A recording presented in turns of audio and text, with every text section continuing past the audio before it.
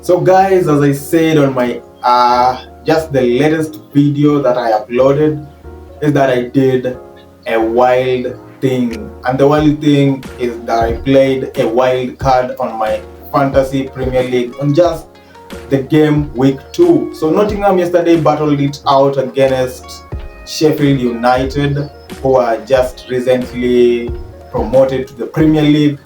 Nottingham, surely, yeah, they won it as I had predicted, and but I had no Nottingham or Sheffield player, so my FPL was kickstarting on Saturday, which is today, and quite honestly perturbed by what I did. I don't know how wild I was when I was making that decision, but it will only tell, because when you play a wild card, it usually shows later. So today, the games will be kickstarting at 5 p.m. East African time. But yeah, I did a wild card, and so my first game week team is different from the one that I have currently, and honestly, it's mad. I don't know what to say, but I really analyzed the games. I just didn't do it wildly, but it's something some FPL managers will criticize me and maybe have their own opinions. But my opinion is that I had to do it, and I felt as if on the game week 1, if I didn't score a 90 points, I had to change a few things and not just replacing one player, because we're usually given only one transfer per week. And with one transfer, when I made it, I felt like it wasn't good enough, especially with the fixtures that were scheduled. I had to just go on and make that wild decision, and it was a wild card. So yeah, I even changed my goalkeepers. I had Ramsdale in on the first game week, but as you can see, currently I have a different backline, different midfielders with a few people who just maintained their positions from my first game week, and I'll be going with also a slightly different front line also, and a different formation from what I did on the first game week. So I'll start with my back line, with Ederson coming in to replace Ramsdale, who had a howler on his first game week. I expected him to keep a clean sheet, but yeah, he never goes as planned, and I won't have him. I will definitely not blame him for that conceded goal, because it is what it is.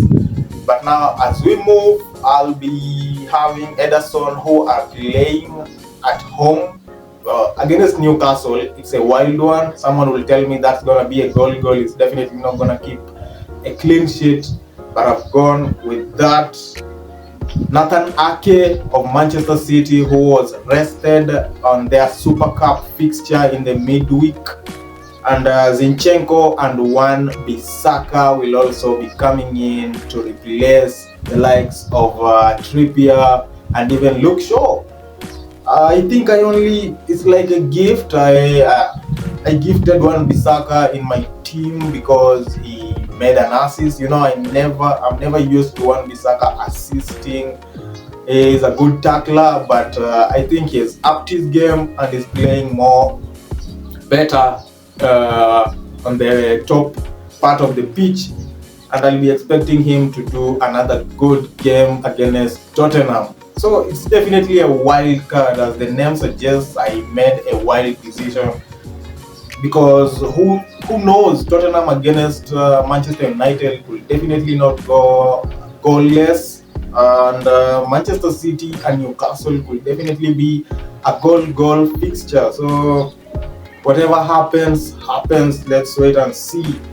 My midfield had two players maintaining their positions, and that is Saka and Martinelli.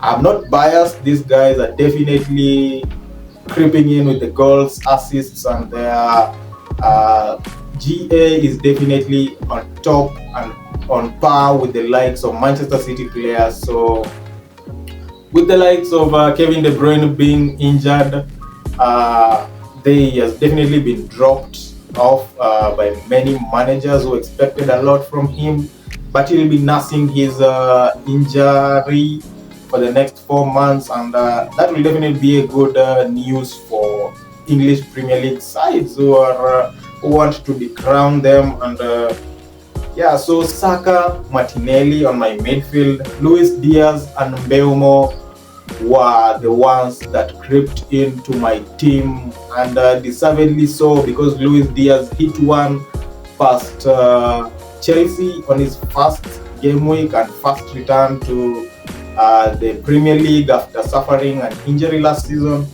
And Mbeumo himself he'll definitely have to step up, especially with Ivan Toney being suspended for the better part of this season until January. So he'll have to creep in with a few goals for Brentford, and I expect him to be the main man who will be topping the charts with the goals and assists. So let's see. Wissa is also another Brentford player who has now been promoted to be their sole striker. I haven't seen them going in for any other striker in the market, because Ivan Toney is a good player, but with all the allegations and the betting scandals, he'll have to serve his ban till January. But Wissa himself, yeah, he's not a bad player, so we'll have to wait and see. That's a wild one also. And Haaland and Isak maintain their position for my first game week, because I expect a lot from them. They're currently on 2 goals each, and we're expecting them to hit more goals past their opponents. So all the defenses out there are definitely going to be on toe when playing against Newcastle and Manchester City. These guys, they're beasts. Yeah, so my bench, that is the best part that I did, and I wonder why a team really has to have 11 players, because when I look at my bench, it has some great names, some great players and talented ones, with Leno, Barnes, Chilwell and Estupinian being on my bench. Really, yesterday I didn't get time to change a lot, and I didn't want to think a lot into this, because definitely Chilwell playing now well, gave an assist on his first game after suffering an injury, and he's back with a bang, gave an assist, and he's on my bench. I don't know why, because he could replace any other player like Zinchenko, who is a wild one. I don't know if he might play in this game week, but he's back training with the team. So I think I was just biased to them Arsenal players, but yeah, Chilwell, Estupinian also gave a 5-star performance on his first game week, and Leno kept a clean sheet.